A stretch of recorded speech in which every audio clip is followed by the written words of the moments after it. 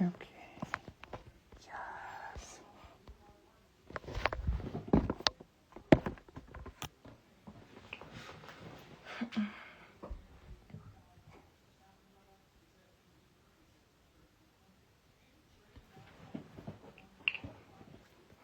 Hi folks, we're starting off with a class discussion question. So go ahead and stop and Google the discussion question. Take 5 minutes.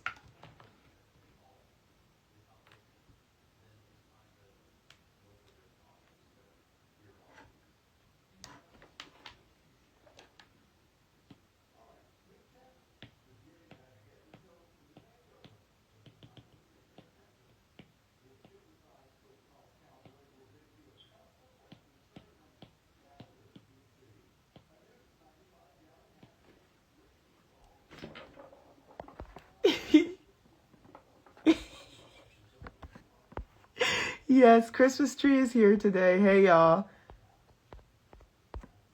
We're doing the discussion question. So go ahead and do your discussion question. Fix this. This doesn't look like I'm slacking.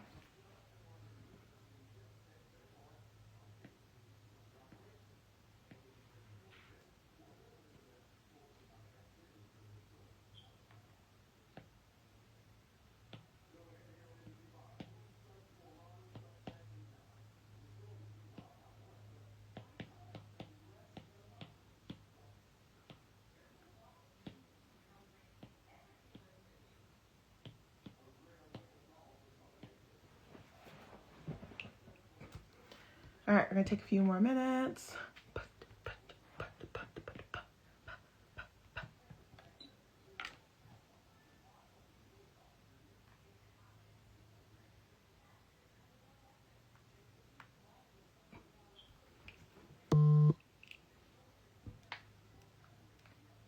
Okay.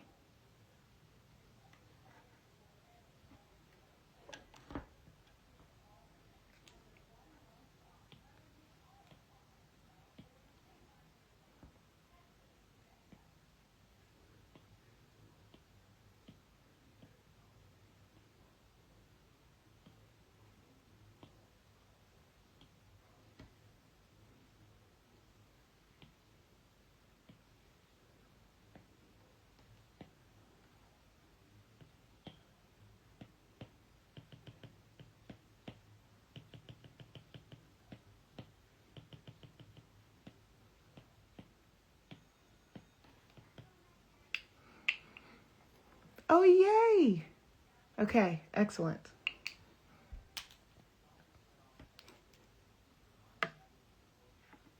Just a couple more minutes, folks.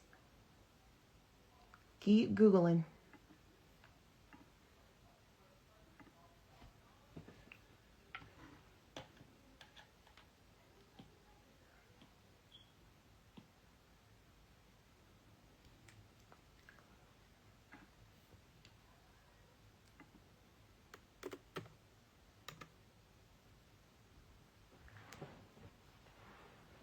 And yeah, if you're on socials, you can drop it into the chats.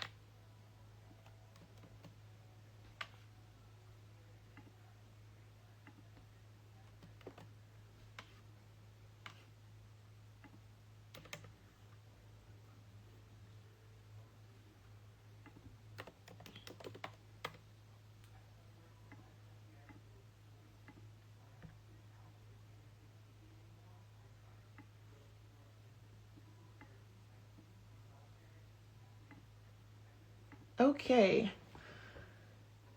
All right. And that is the end of our class discussion, or I don't know if we're going to call it class intro project, whatever you want to call it. Go ahead, and if you have not already dropped what you found into the chat, either on here or on one of the social media platforms, please do so now so that I can see what you all have come up with. This, I know, is a lot, and that's why the way we're going to do class day is going to be very different. It's going to be a lot more conversational, and I think we will probably do a follow-up lecture because, like I said, this is a lot of dense information. So if you have not already, please drop it in the chats.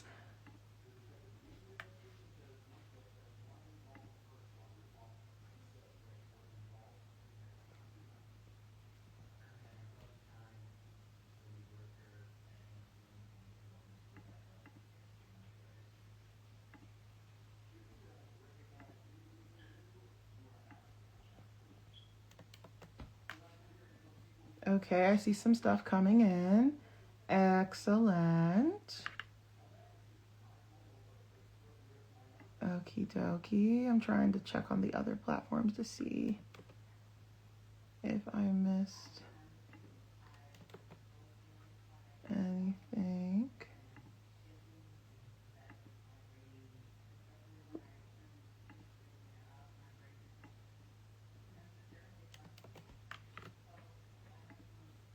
Okie dokie. I'm also just sent another email out for folks since it did not do the automatic email.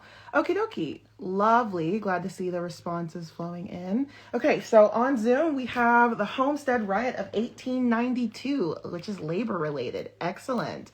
On Instagram, I see the 1968 Chicano walkouts in East LA.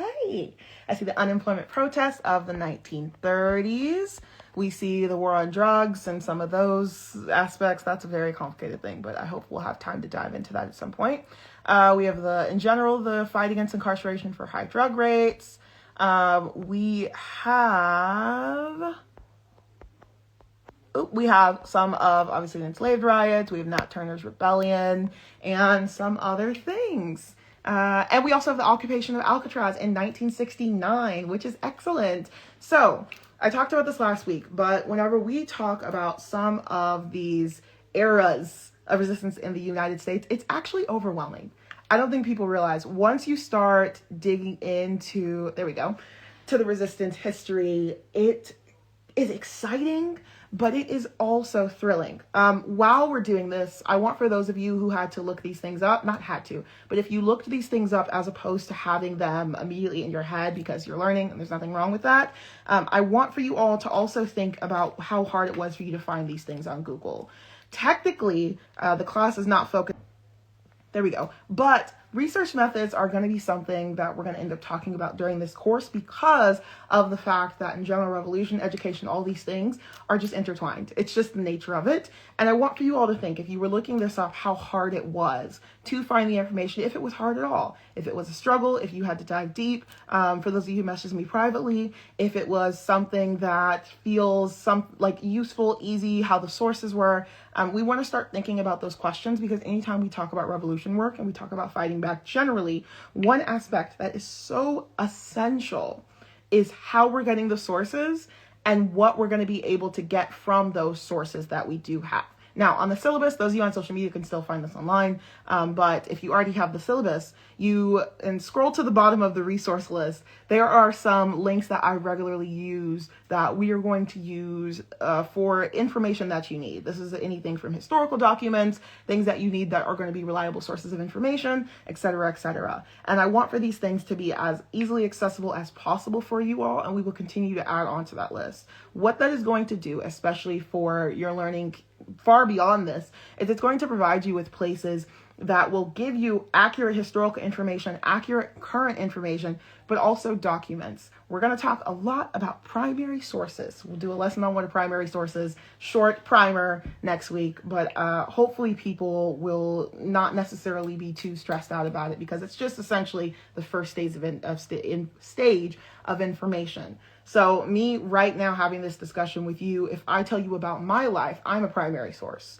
If I'm telling you about my parents' life, that's a secondary source. If I'm telling you about my grandparents' life, my parents who told me, that's a tertiary source. but we'll talk a little bit more about that next week. I want for you all to just keep thinking of these things and have them in the back of your mind as we're having these continual conversations. And on top of that, something that I also am really excited about is getting you all in the habit of doing this for your end of semester project. So just an aside. Now, as you can see, and I'll see if I can make this bigger, but I think you guys could see it well enough.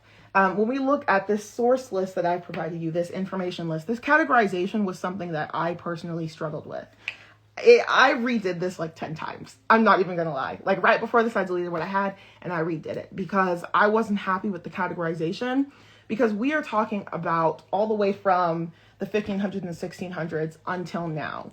And to me, it's important to be able to identify the type of issue, right? Which is what we're going to talk about next week when we talk about the genres of revolution. But this week, we're just going over the general history. And when you're trying to talk about the history, I think sometimes the way that historians categorize movements in history can do a disservice to what was going on. Even in the way that we label something like antebellum, the way that we label something like colonialism, the way that we label women's suffrage, it can do a disservice to those things that were happening at the same time. I hope for you all to be able to have, I think I'm going to make a timeline of this so that we can show the overlapping time periods, because sometimes people don't realize that at the same time that the gay liberation riots were going on, that we were also dealing with the war on drugs and high level of prison protests, like was brought up from 1969. So these things can sometimes cross one another. So don't get stressed when you look at this. That's why we're not doing a slide heavy day today. I'm going to spend a lot more time talking to you all. As usual, if you have any questions, please drop them in the chat and I will get to them as soon as I can. Now, for an introduction to this. So when we talk about United States history and we talk about the revolutions of United States history, most of the time, the first thing to pop up in people's minds is the American Revolution. And while the American Revolution was a substantial thing, right? We just celebrated 250 years,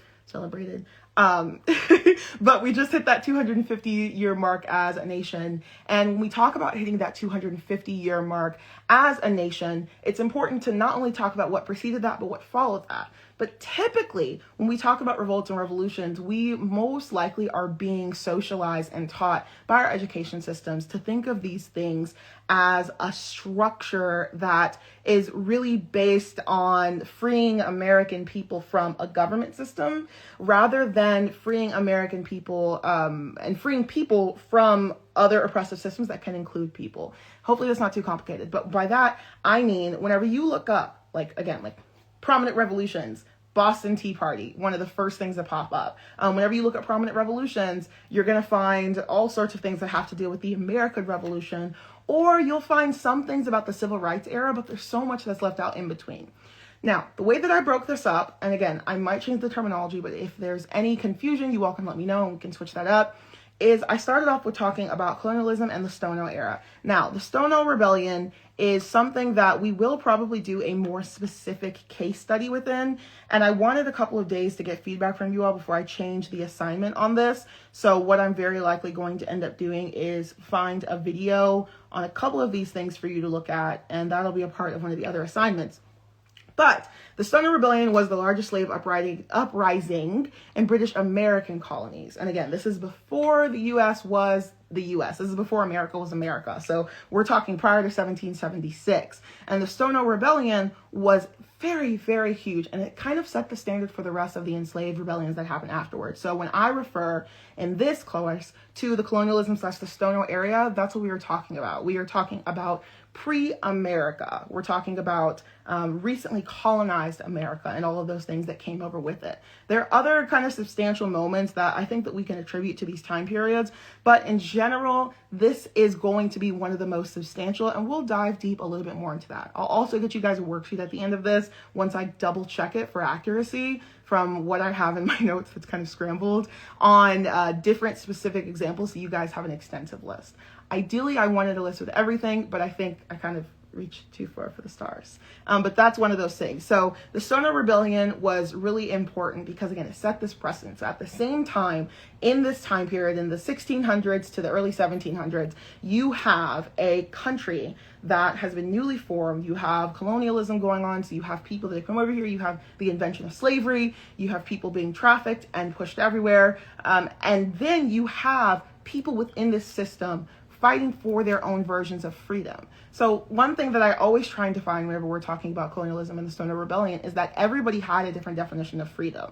Most of the time when we talk about freedom, riots, rebellions, we are looking at whoever had the biggest stage at the time period and what that means. Like whenever we talk about for liberty and justice for all, right, we've always known that that never has meant for all because everybody has this different definition in these movement spaces. That is why I make sure that we conflate those two. So in this time period, you have people that are in America fighting for the freedom of the United States of America at the time period. But you also have enslaved people looking over and being like, is this not contradictory? And at the same time period, you also have indigenous folks fighting back and indigenous folks that have recently been displaced massively by the colonialism and these different legal actions that have come that are going to be a part of these conversations as well. Next, I do use the category of American Revolution from 1765 to 1783. That's kind of the number that I felt like worked really well. And during this time period, we have a layering in of people that are not free fighting for other people's freedom. So in this time period of this revolutionary time period, the formation of the country, you have people that are enslaved fighting for the freedom of the country from the British, from the French, but at the same time period, these people are also enslaved. So the riots that were during this time period were not as clearly labeled, and we might not even consider them riots technically, because what is going on here is so layered that some of the sources that are a part of that are more likely going to silence that aspect because we look on it as a very patriotic time period whenever we're being taught, whenever we're doing revision and those types of things. Now, the next time period is going to be probably one of the most central time periods that we're going to talk about and refer to events during, and that is the abolition movement.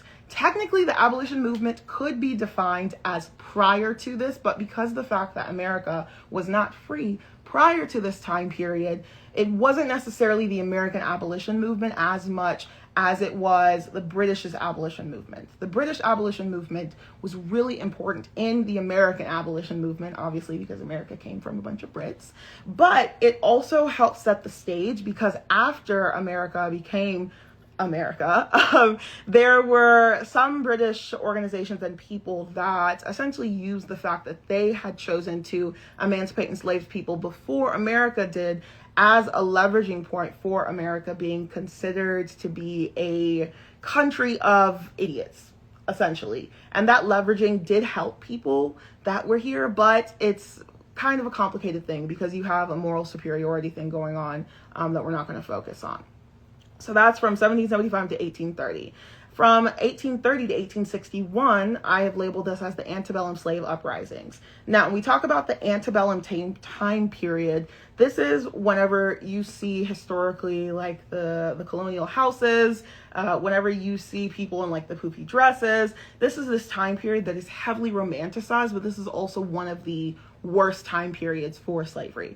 This is one of the time periods where, again, we're post-American Revolution, but because we're post-American Revolution, we're at the beginning stages of a country that was just founded that is still now holding thousands of enslaved people underneath this heavy system of enslavement and making them contribute to building the country without giving them the rights. So some of the movements that happened during this time period are very, very, very, very important foundationally and very strategic.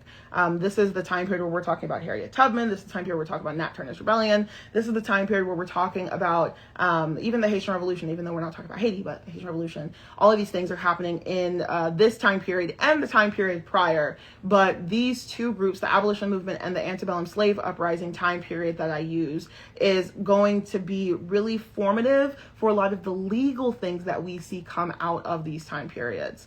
The legal aspects of all of these things, I think I'll end up making a separate class for that. That'll be optional for you all because I want to give you all the room to ask all the questions on it.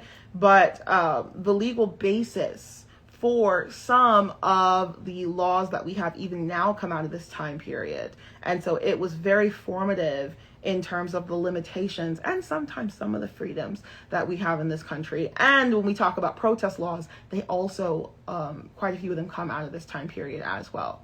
Then we have Civil War / Reconstruction. This is from 1861 to 1877. These are going to be whenever we are talking about a society that has, quote unquote, freed enslaved people, but is still dealing with those ramifications. We're still dealing with the differences from the North and the South. We're still dealing with a lot of tensions. And because of this, we're going into a time period of resentment. There is something that I like to call the anti-wokeness effect, and we'll talk about that in 2 weeks.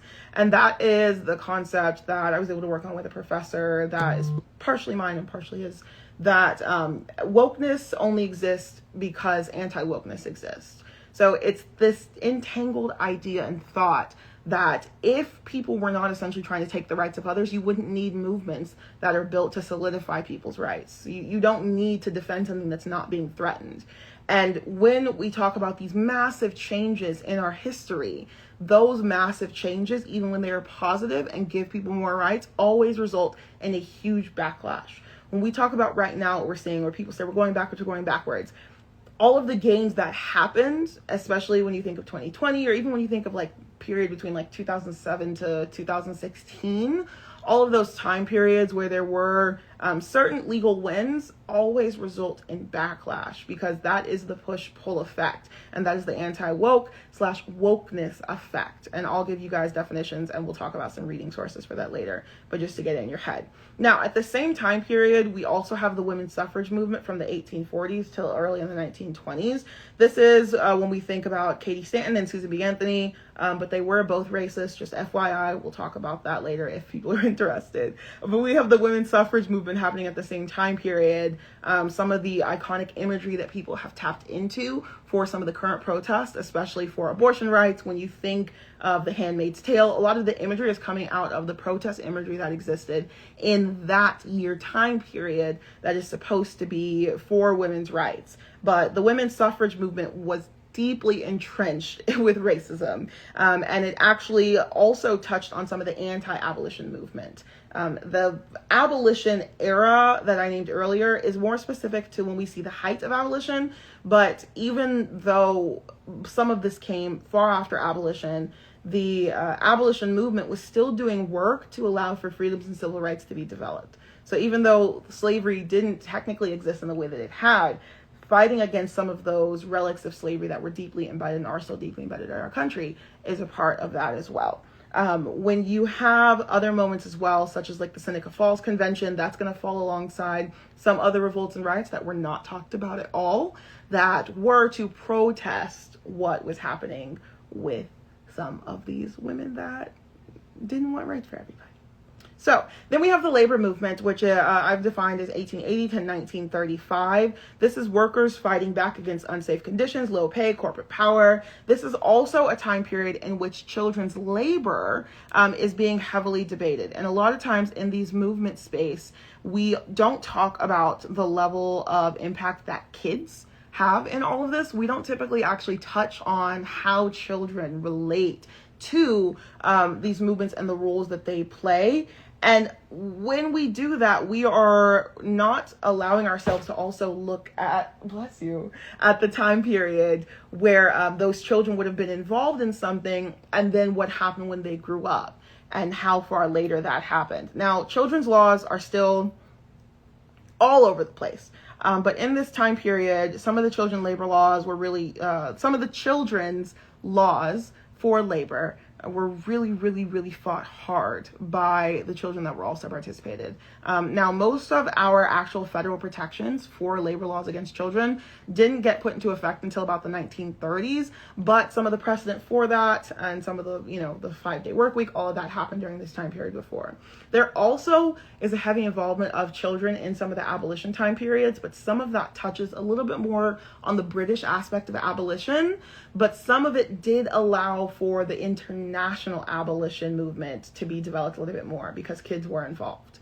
So that's just one aspect that I want for folks to keep in mind. Now, when we are talking about the labor movement, there also within this is the labor movement that resulted in the mixed kind of legislation that was developed to harm immigrants, especially Asian immigrants. When we talk about the Chinese Exclusion Act, when we talk about some of the laws right now, like the war power resolutions, that are what gave room to some of the anti-immigration laws, and the ones that are allowing for ICE to function, they also come out of this time period. So not just like the labor era, but this, what I like to call pre-Great Depression era. And then when we go through, we'll talk about the Great Depression in a second and some of those effects. So next, we have the Puerto Rican independence era. Puerto Rican independence was being fought for, obviously, over decades and decades, but the highest time period is probably from the 1890s to 1952. And these were moments where we see some of these other issues touched upon. So you also have labor movements being fought because Puerto Rican people, their labor is being used while they are not given any rights. And that time period had a lot of organizing and revolting from the Puerto Rican people to get the level of independence they have today. Obviously, not as much independence as they should have, but some of that was really formative and was able to work alongside some of the other riots that were happening in the United States at the time period. Now, on top of this, again, because I'll get you guys a visual where it's like, you have this and wait, there we go. You have like this happening over here during this era, this happening over this era. And so you have some crossover between the two. With that being said, you have the Great Depression era, which is in the 1920s to about the early 1940s. And when this happened, with anything, you have a splintering of rights. You also have a financial burden. And whenever you have a financial burden that deepens for folks, what ends up happening is people will begin to align themselves accordingly to what is convenient. So there are some moments where during that Great Depression era, there was able to be some solidarity because of the fact that people were financially displaced. It was obviously a very rough time period for many parts across the world, but especially the United States. But coming out of that, then we have the push-pull effect again. So in between the 1940s to the 1950s, that is something that I haven't really categorized in my opinion, but we'll work on that later. So skipping down, we have the Civil Rights era from 1950s to the 1960s up until about 1969. For these purposes, I put 1968. But a lot of these years, you'll find it's not necessarily firm because even after a bill gets passed, you always have the little aspects that have to be implemented within that. But these are just, again, generally speaking, for us to be able to have an idea of what we're talking about. And like I said, if there are any questions, please stop me anytime. I know this is a lot of information I'm throwing at you. So during the Civil Rights era, that's going to be the Montgomery boycotts. That's going to be racial segregation. Those are going to be sit-ins, a lot of disenfranchisement. This is where you're going to see a really huge lift whenever it comes to some of those legal wins that will later get fought back against and reversed even today. Many of you all probably are familiar with hearing that the Voting Rights Act came out of this time period and how the pushback against that has been happening today. But even 10 years later in the 1970s and the 1980s, there was also kind of a blowback within there. So that civil rights era really should be extended. But I think for the purpose of the event, it makes sense to keep it somewhat condensed. Then we have the anti-war era, 1965 to 1975. So this is whenever we are seeing some of the iconic imagery of students fighting back on college campuses, fighting against the Vietnam War. You also have some of this crossing with the civil rights era, and a lot of civil rights figures were also a part of the anti-war movement. So Malcolm X, MLK, both heavily disagreed with the movements that the U.S. were navigating themselves within, infiltrating in during this time period in Vietnam and across the world in other countries. On top of this, you also have the Nakba, which is the forced removal of Palestinian people from the 1940s to the 1960s, and some of that also crossed over into these other conversations.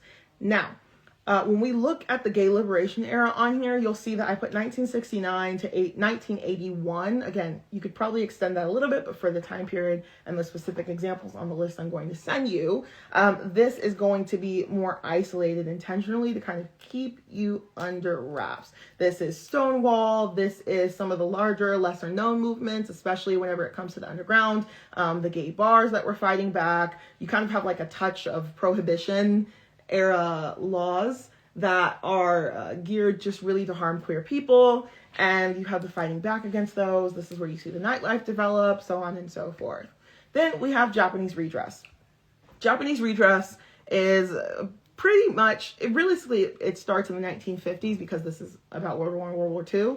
But the actual redress legal push is more so in the 1970s up until 1988. This is where Japanese reparations were gained. And this is also where we see some conflict for reparation movements between Japanese communities and Black American communities because of the reparations conversation popping up and having its own legal department in the United States. We have paid out reparations multiple times in the United States to different groups of people, so that is just a fun fact. Now, then we have the war on drugs / prison protests. Now, I labeled this as so from the late 60s to the mid to late 90s, because of the fact that the war on drugs was such a huge part in the rising prison population. But realistically, there were some prison protests that have happened throughout history before this, but this is some of the biggest era that we see of the fighting back against the prison protests, like the Attica prison uprising and some other specific examples. This also is really formative for some of our policing laws. So we'll refer back to this era to see some of the laws that ended up impacting how policing was shaped in the United States and how the strikes that people get, como se dice,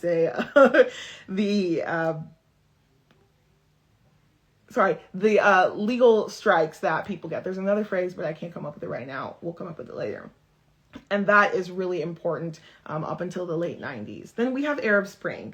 Some of you all are familiar with the phrase Arab Spring. We're going to talk about it, but it's a little bit complicated because Arab Spring had to deal predominantly with overseas, but there were actually a lot of internal movements in the United States that helped fight back and were a part of the positive fights for Arab rights during this time period. This is whenever you see some of the worst legislation. We're in Iraq, Iran, all these different things. And the anti-war movement also helped give some of the tools to people during this time period.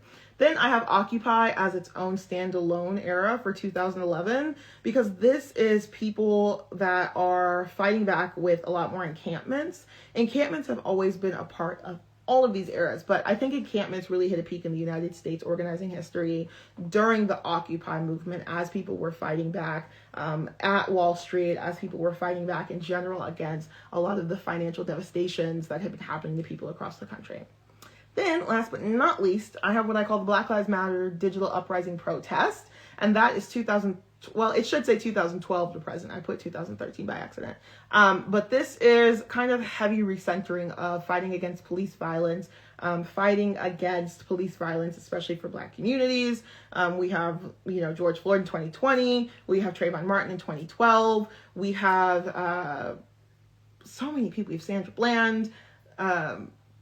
A lot of people. I'm probably not going to go through those names right now because that's not something that I want to do for me personally, but I encourage you all to look up some of those specifics if you are curious.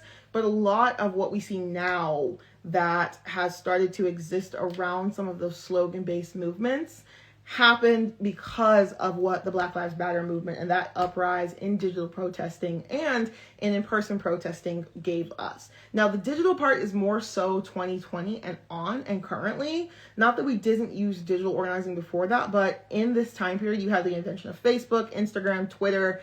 You have a massive increase in platforms. So that is where the digital organizing space really becomes a lot more prominent and recognized. I probably will end up splitting that in the list that I send you all because we want to acknowledge the digital protest era as being a little bit more, I'm not going to say codependent, but a little bit more intertwined with this while also having its own launch. But the digital era was really important to launch during this because of the fact that with some of these police deaths, especially in 2020, we have some of the first massively surfaced video footage of violence victims that came from social media. Now, we did have a era, especially in the 80s and the 90s with Rodney King in LA and a few other victims who their deaths were videoed and shared on media, but this was the first where we're talking about people on social media platforms individually sharing this. Yes, blogs existed, but blogs didn't have the same level of share impact and in general just virality as easily as some of these movements did. And then we have now. So that was a lot of information. I'm going to pause for 30 seconds and see if anybody has any clarification questions before I talk a little bit about what the assignment and what some of the post-discussion requests are going to look like for this. Because I know that was a lot of information being thrown at you all. So, questions, thoughts, anything that we need clarification on. And like I said, those of you that are signed up, you will get this in a format. Those of you online, all you have to do is sign up for free and you can be on the email list. I may also post some of these on my page so that you all will have access to them. But all you got to do is sign up. Nothing too stressful. Questions, thoughts, concerns on this lengthy spiel. And I wanted to have a presentation for you guys, but I will be requesting help from my little brother for tech because OBS shut down 4 times when I was trying to set this up. So I didn't want to push it too much with us having a presentation going as well. That would potentially shut us out. Questions, initial thoughts? And obviously it never ends here. You can always send me a DM or an email if something pops in your head after this, but I'll be giving you guys recommendations as we break down these areas over the next few weeks so that you can dive deep into learning a little bit more about individual actions. And part of the reason why I didn't include a massive list of like every revolt that happened underneath all of these or every major protest is because, again, I think that's very heavy for one session. And we're going to just kind of have that be a little part of all of our sessions from here on out. Okay, I don't see any questions yet that are new. So I'm going to go ahead and continue. Now, next week, there is not a textbook for this class. I would love to put in the atmosphere to make a textbook for this class. I'd be a little bit confused on where to start, but I definitely would love that. Thank you guys so much.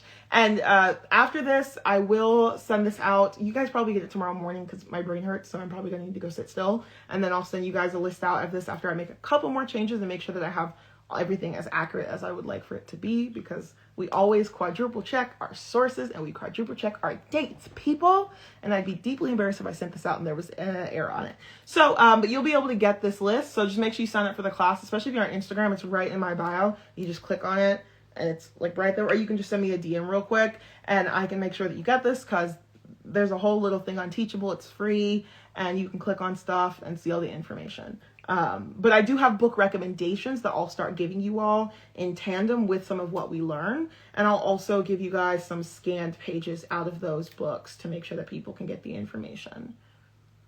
Thank you. Thank you all so much. And anybody watching this back as well has that same option. Okay, great. So what we're going to be looking at this week is with some of these lessons, what I'm going to do is I'm going to have post-reflections and pre-assignments. So today's post-reflection I'll send to you guys tomorrow, like I said, and it will just be some short, easy assignment requests for you guys to go through just to see how this information is starting to process. Like I said before, I'm going to make sure that I take pieces of this list and we're just going to kind of make sure that it's addressed throughout the course, because I want for this to build into you all's mind piece by piece over time, because it is heavy and it is a lot. So I want to make sure that it's something that will be digestible, but not just digestible, but memorable. For this upcoming week's assignment, and I would put it up on the screen, but again, I'm not touching the screen right now. It should already be open, I think, now in Teachable, and I'll also send an email as well. But you guys are going to watch different video sections. It's a multimedia assignment. So you're going to watch different video sections of some of these examples I've put together. And I don't really want to spoil it, but there's some movement actions and you're going to dive deep into what seems interesting, and you're going to complete the sections for those and then send me a 50-word or less written summary. I did make it short on purpose because I think it's going to be harder for you all to do it in less words. And that is the goal. For me, as a philosophy major, as somebody who studies philosophy, especially mind brain philosophy, my professors, some of them used to make us do things in a much shorter length than a longer length. And it is actually harder to describe what you want to describe in less words than more words, contrary to popular belief. So you all are going to be working on taking the core thoughts out of those. You pick 2 groups. So I think I have A, B, C, D, E, F. I think I have like 7 groups, and you pick 2 of the groups to learn for next week, and we'll make sure that everybody gets through those. But you get to pick your interest, and if you do the shortest options, you should still have the option to watch anywhere from, I think, about like 40 minutes to about an hour and a half. And like I said, these are passive. It's mostly visual, so it's going to be less reading. So that is our pre-assignment for next week. So that'll be due before or by class next week. But for today, for our post-reflection, I'll send you guys some of this other stuff. Yeah. Surprised I got through everything else. Any other questions, discussions, anything else that anybody wants to raise? We're going to be ending class a little bit early today, guys. I guess I talked a little too fast. Or maybe we had no tech issues, so that might have made things faster.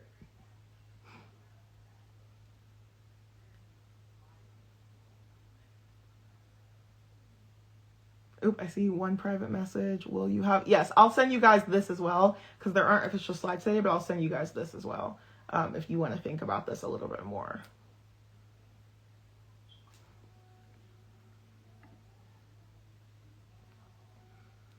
I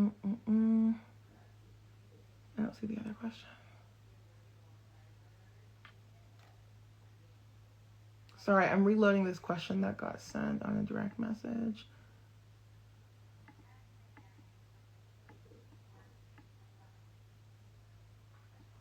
Yes, all of this will be available on the Teachable course, but I also will email it to you all. So you'll have it all both ways. And we're going to do some image reflection. I think for next week, I'll have you guys do some image analysis, which will be giving you a couple different pictures from some of these moments, and we'll talk about the context around them, and also what is coming to you guys as we evoke this. No problem. Okay, any other questions, concerns, or thoughts before we wrap this up? And then I'll be on the Zoom link for any discussion questions or office hours. Oh, office hours are changing. Office hours are changing because I've had random meetings get scheduled on these days, on Thursdays earlier in the day. So I will be shifting them to a different day. I think I'll send you guys a poll so you guys can pick what works best. But they will be changing, unfortunately. But if you guys ever need to like meet or have a conversation individually, you just send me a DM or email. Oh, does farm worker rights, boycotts, etc. fall underneath labor or civil rights? Both. It also falls underneath immigrant rights. So I'll, let me take a screenshot of that to flag that, because I can add that too in the categorization of this. When we talk about some of the farm worker rights, that's definitely, it's labor rights, but it also intertwines with everything else, because when you think about like Dolores Huerta and those other figures that were fighting for equal rights for farmers, but also for Mexican American freedom, that's a huge part of the civil rights era as well, and how it worked in tandem. There's also like a connection between that movement, the primary civil rights movement, and some of the anti-war movement. So there's kind of like connections between those. Great question, Jasmine. Thank you. Any other questions? Okay, if there are none, thank you all for joining on the interwebs. If you all would like to be part of the discussion, or you're already on the Zoom, simply come on the Zoom and we can chat. And nothing else, stay aware in your emails, and I'll get back to everybody very shortly.